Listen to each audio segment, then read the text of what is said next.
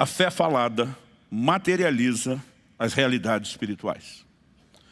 Eu quero que você vá comigo para o Evangelho de Marcos, no capítulo 11. Eu quero que você leia comigo do versículo 12 ao 14. O texto diz assim: no dia seguinte, quando saíram de Betânia, Jesus teve fome. E vendo de longe uma figueira com folhas, foi ver se nela acharia alguma coisa. Aproximando-se dela, nada achou, a não ser folhas, porque não era tempo de figos. Então Jesus disse à figueira, não a Deus, Jesus disse à figueira: nunca mais alguém coma dos seus frutos. E os discípulos de Jesus ouviram isso. Agora pula comigo para o verso 20. Passando eles pela manhã, viram que a figueira estava seca desde a raiz. Então Pedro, lembrando-se do que foi dito o dia anterior, falou: mestre, eis que a figueira que o Senhor amaldiçoou ficou seca. Estou impressionado. O Senhor falou, e aquilo que o Senhor falou aconteceu. É diante desse cenário que Jesus responde, verso 22. Ao que Jesus lhes disse: tenham fé em Deus. Por quê? Eu quero lembrar você que porque é uma conjunção, a palavra de ligação entre o raciocínio que está sendo criado e a conclusão a que se chega. Porque em verdade lhes digo que se alguém disser a esse monte: levante-se, jogue-se no mar, e não duvidar no coração, mas crê que se fará o que diz, assim será com ele. Jesus está dizendo: da mesma forma como vocês me viram falar, e aquilo que eu declarei se materializou, vocês podem viver nesse lugar. Interessante que Jesus diz assim: se alguém, outras traduções diz qualquer. Aqui não diz que você tem que ter pelo menos 10 anos de crente.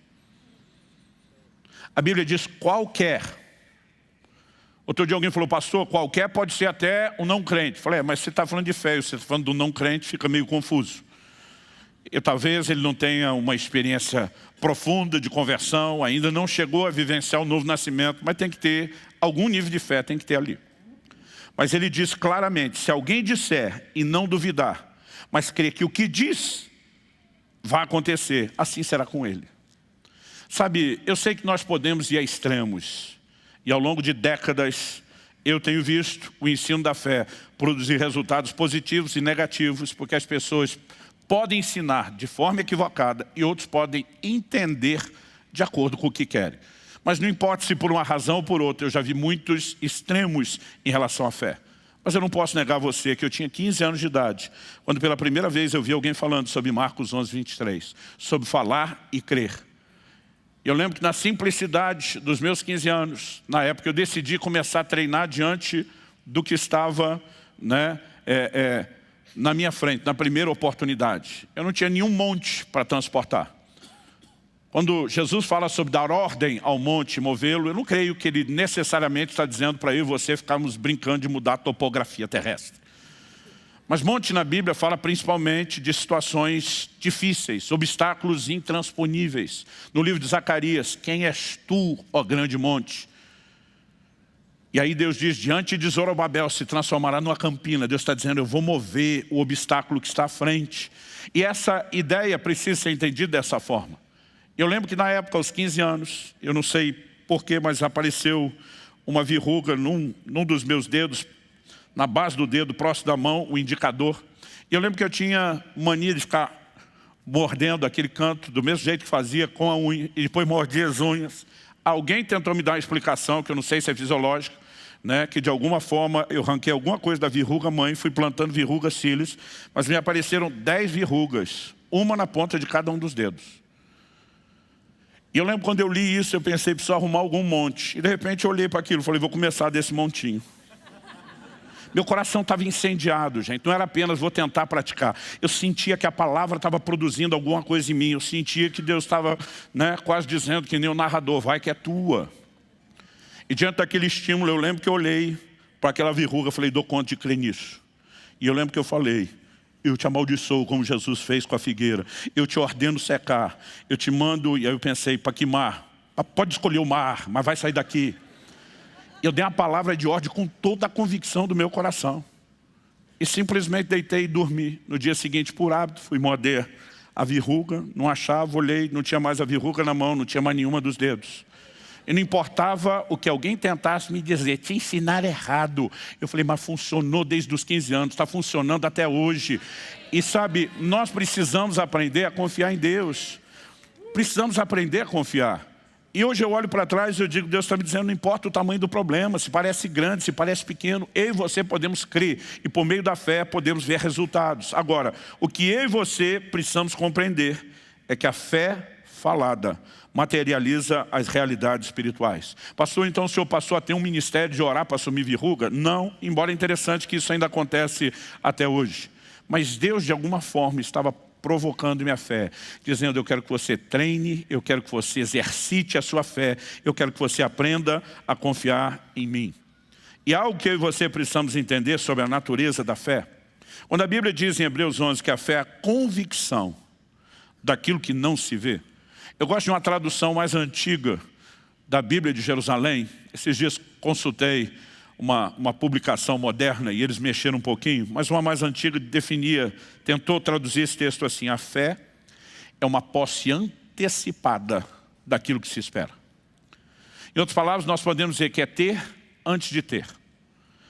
Curioso é que uma tradução, na verdade algumas, mas não são a maioria, elas traduzem Marcos 11, 22. Eu, por exemplo, em português, eu encontrei isso na versão de Antônio Figueiredo, onde nós normalmente lemos tende fé em Deus.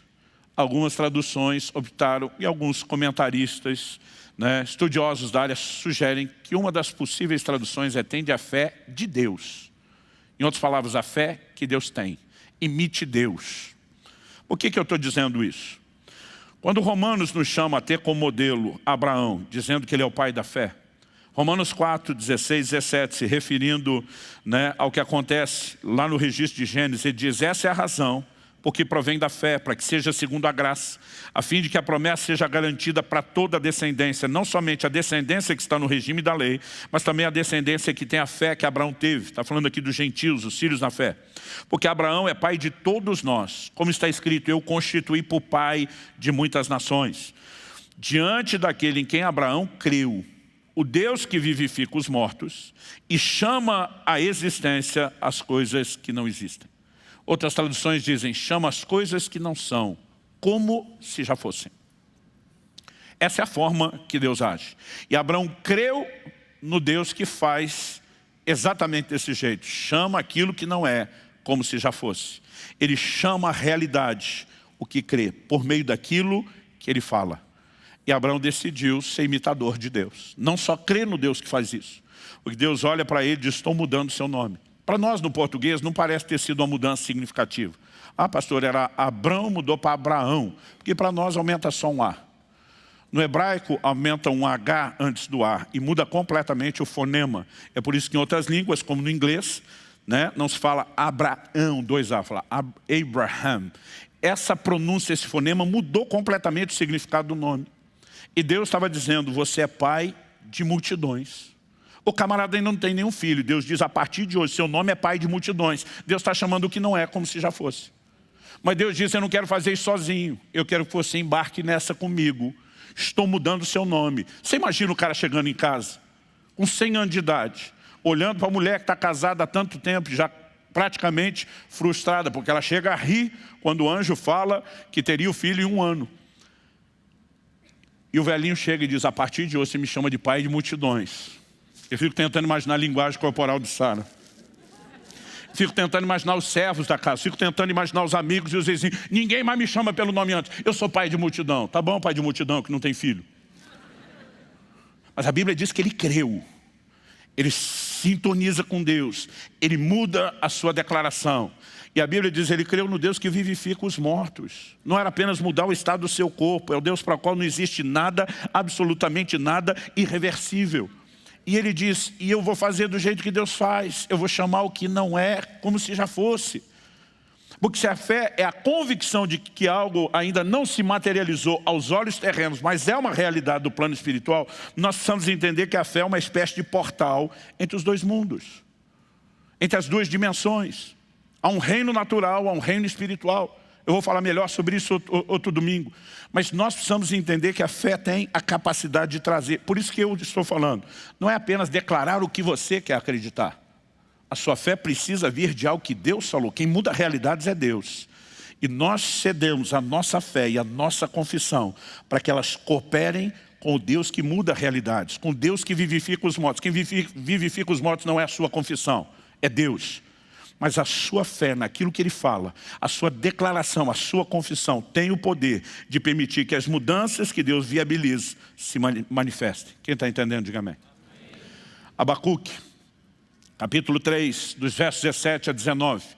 É o famoso e conhecido cântico de Abacuque. Ainda que a figueira não floresça, que não haja fruto na vide, que o produto da oliveira minta, que os campos não produzam mantimento, que o rebanho seja exterminado da malhada, nos currais não haja gado. O cara está falando numa época onde tudo, financeiro e materialmente falando, dependia da agropecuária. Ainda que a casa caia, que o circo pegue fogo, que tudo vá para o beleléu. E diz, todavia, eu me alegrarei no Senhor, exultarei no Deus da minha salvação. Por que, Abacuque? Porque você perdeu o juízo? Porque alguém festejaria no meio do caos? Aí você deixa o profeta terminar e diz, o Senhor Deus é a minha fortaleza. Ele faz os meus pés como os da corça. Ele me faz andar nos meus lugares altos. Aqui ele não está meramente entoando um cântico. O verso 19 é confissão da palavra. Salmo 18. Segundo Samuel 22, ele pega uma porção do que já era escritura nos seus dias e começa a dizer, não importa o que as circunstâncias estão dizendo, porque Deus disse que os meus pés são como os da corça, Ele me faz andar nos meus lugares altos. Eu vou afirmar confiantemente o que Deus falou, eu não vou declarar circunstâncias, porque Deus disse, eu vou falar o que Deus falou. E Ele alinha completamente a sua fala com a fala de Deus. O problema é que muitas vezes nós queremos dar uma de Abacuque, dizer, vamos alegrar no meio do caos, sem a confiança no Deus que muda o caos. Por quê? Porque a fé se apoia no caráter de Deus. Deus vela sobre a sua palavra para fazê-la cumprir. A Bíblia diz que Ele não pode mentir, Ele não pode negar-se a si mesmo. Cristo diz, passarão os céus e a terra, mas a minha palavra não há de passar. Na oração de João 17, ele diz, a tua palavra é a verdade. Então, a minha e a sua fé se apoia no quê? Na palavra de Deus, que é digna de confiança. Porque a fé se apoia não só na palavra. Quando nos apoiamos na palavra, nós estamos dizendo, nós apoiamos a fé no seu caráter imutável, na sua incapacidade de mentir. Quando Pedro diz, sobre a tua palavra lançarei as redes, ele está dizendo, toda atitude de fé é baseada no compromisso que o Senhor fez. É por isso que Josué e Caleb dizem, e daí que tem gigante, e daí que o cenário está caótico, quem foi favorecido é a gente, a palavra de Deus está conosco, a palavra de Deus nos foi dada. Mas se nós não aprendemos a falar de acordo com ela, as circunstâncias não vão mudar. Eu me lembro, anos atrás, acho que isso foi ali mais ou menos pelo ano 2000, eu contraí uma hepatite. Eu lembro que um médico da igreja que foi me examinar, no início havia uma preocupação, eu tinha muitos sinais que coincidiam com o da malária, estava passando mal. Eu havia estado na Amazônia, na África, né? E a gente foi ficando alerta, acompanhando, até que finalmente o resultado saiu. Então logo saiu o resultado do exame, apareceu aquela icterícia, o amarelão da pele, dos olhos, e ele passou dos males o menor. Né? Nós estamos lidando com hepatite, descobrimos o que é, tanto ela como malária atacam o fígado, os sintomas às vezes são parecidos, mas eu lembro que ele falou assim, nós não temos remédio, não tem outro tratamento a não ser repouso. O médico disse, seu fígado está virado na gelatina e o senhor vai ter que parar, porque nós não podemos ter problema, né, de comprometer o seu fígado. Ele falou, e se o senhor não parar por bem, eu venho com a polícia e eu lhe interno à força. Ele falou, na igreja manda o senhor, aqui no consultório mando eu. Eu falei, sim senhor, vou parar. Né? Ele sabiamente chamou para consulta Dona Kelly, que estava lá, ouvindo tudo que ela estava dizendo. Ela disse, cancela a agenda agora. Eu falei, estou cancelando, estou parando. Vocês podem diminuir esse complô. E no início ainda pensei, eu estava na correria, era o mês de dezembro, final de ano, eu cansado do ritmo. Falei, estou até precisando de uns dias para descansar. Vai ser bom. Agora, o imperativo ele não precisa de muito descanso. Ou ele acredita que não. Depois de uma semana em casa, eu estava me consumindo já.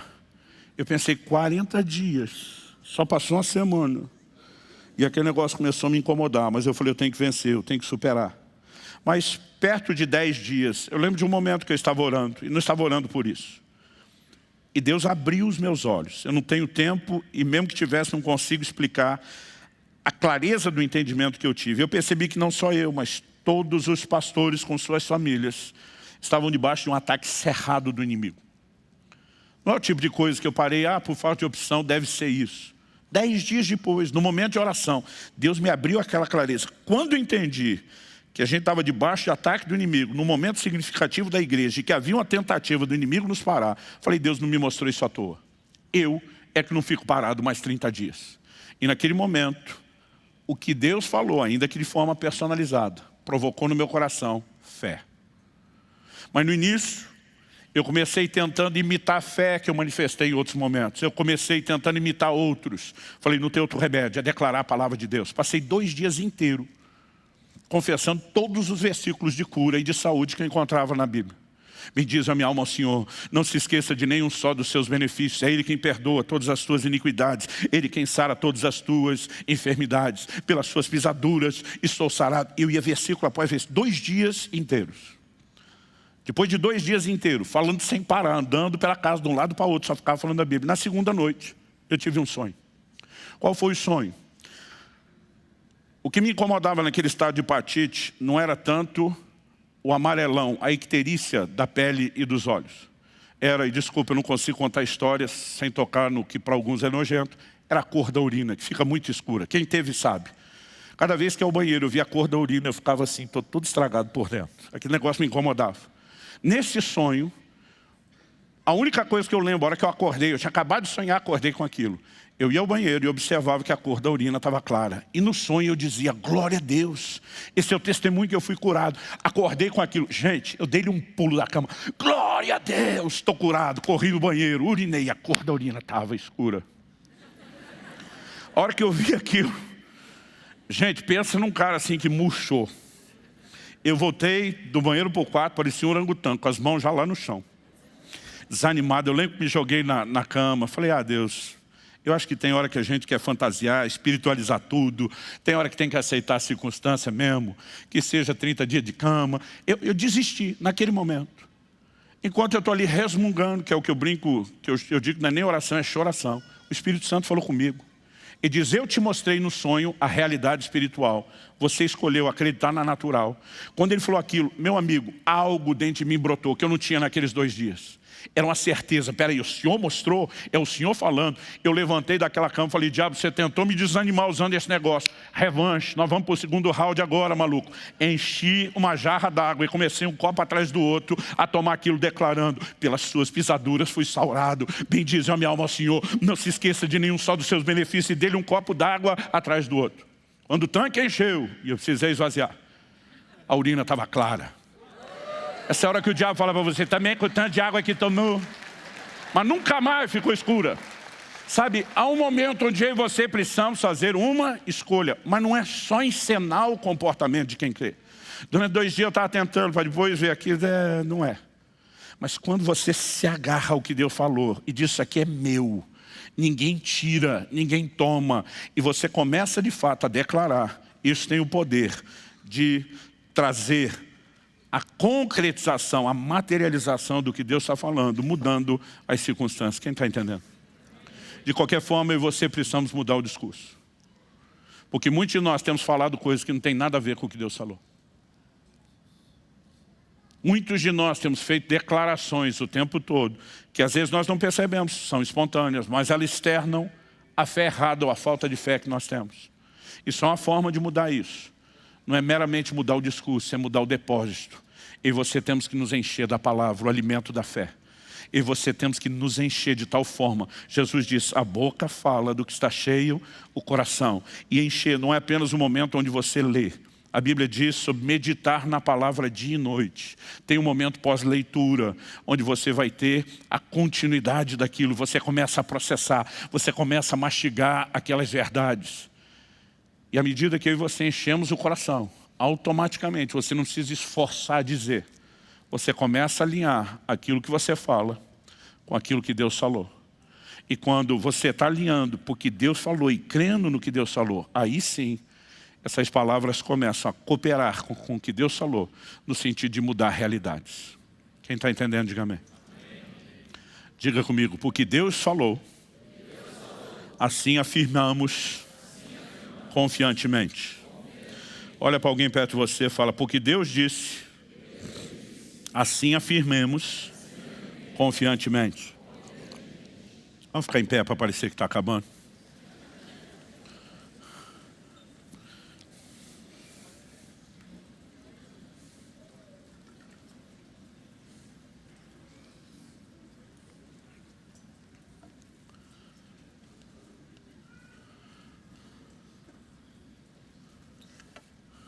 Já são quase 3 décadas e meia decidindo andar por fé. Eu percebo quando eu olho para alguém crendo, que a fé dos outros pode dar dor de barriga na gente que não está crendo igual. Pode deixar a gente desesperado. Mas quando você está se movendo, alguém diz que a fé é um passo no escuro. Eu disse, a fé é um passo no escuro para quem olha a gente dá o passo. Quem dá o passo sabe exatamente onde está pisando. É na palavra de Deus. É naquilo que Deus falou. Ao longo do mês eu quero compartilhar alguns testemunhos. Mas é precioso olhar ao longo de anos e ver tanta intervenção de Deus. Mas a verdade é que Deus não tem filhos prediletos. Eu não aceito a ideia de Deus ter filho predileto. A menos seja eu, aí eu posso abrir uma exceção. Senão, não. Gente, eu sou de uma época onde a Coca-Cola de 1 litro era chamada família, porque era para a família inteira. No nosso caso era para uma família de 5. E era só para o domingo, que não tinha dinheiro para tomar esse negócio todo dia. É por isso que naquela época a gente não sabia que fazia mal, tomava pouco. E eu lembro que minha mãe tinha que colocar os copos de nós, os filhos, e preenchê-los um do lado do outro. E a gente ficava regulando milimetricamente. Ali, tem uma gotinha mais ali, quero aqui também. Sabe, eu não sei se foi o treino, mas até hoje, se eu ver Deus enchendo seu copo, eu vou falar para ele, tem o mesmo direito. Sabe, cada vez que eu vejo alguém que entrou mais fundo em Deus, que foi mais longe, isso me inspira. Porque eu digo, se ele pode, eu também posso. Se ele tem direito, eu também tenho. Eu lembro que esse médico me atendeu no caso da hepatite. O interessante é que, depois daquela ida ao banheiro, a icterícia, o amarelão da pele sumiu, dos olhos sumiu. No dia seguinte, eu apalpando, já não sentia o inchaço da região do fígado. Eu fui lá para o consultório. E quando ele me viu, ele primeiro olhou, o que você está fazendo aqui? Você está em casa. Eu falei, doutor, o senhor me disse para ficar em casa, a menos que eu aparecesse com uma daquelas histórias que eu conto no púlpito. Ele olhou para mim e falou, não. Eu falei, sim. Não, eu falei, sim, vim para o senhor examinar. Eu lembro que ele me examinava, apalpava, olhava o olho, a pele.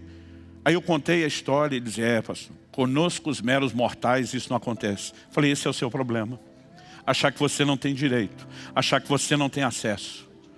Eu me recuso a aceitar qualquer crente perto de mim, dizendo que ele não tem acesso, que a gente tem algum tipo de privilégio. Todos, por meio de Cristo, temos acesso aos mesmos privilégios.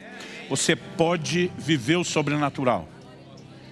E esse mês eu vou me esforçar para pilhar você. Vocês sabem que a dieta tem que ser balanceada. Eu acredito num ambiente que você só se fala disso, você pode construir e levar as pessoas na direção errada. Mas sabe, não falar disso também vai nos levar na direção errada. E nós precisamos. Agora, não é apenas uma verdade bíblica sendo ensinada. Eu creio que é a coisa certa, na hora certa. Há um sopro de Deus esse mês. E você precisa deixar Deus mexer com a sua fé. Eu creio que nós podemos viver coisas incríveis, extraordinárias. E eu quero que você creia nisso. Deixe sua fé ser estimulada, provocada. Talvez você precise ouvir essas ministrações mais de uma vez. Talvez você precise deixar esse negócio realmente mexer, entrar mais fundo, não só na sua mente, mas no seu coração. Mas nossa fé pode e deve ser ativada de uma forma diferenciada. Meu Deus, nós suplicamos graça e favor do alto sobre cada um dos meus irmãos e irmãs nesse lugar. Eu oro, meu Deus, em nome de Jesus, que o Espírito Santo, chamado nas Escrituras de o Espírito da fé, fortaleça, vivifique provoque, estimule, encoraje, renove a fé dos meus irmãos e irmãs. Abra o nosso entendimento, não apenas hoje, ao longo desse mês, Senhor, para compreender melhor a fé, para corresponder contigo. Nós clamamos em nome de Jesus. Que venha um tempo de realmente receber a orientação da Tua Palavra e o estímulo sobrenatural que só o Senhor, por meio da Tua Palavra, pode produzir. Nós clamamos em nome de Jesus. Em nome de Jesus. Se você crê e concorda, diga amém.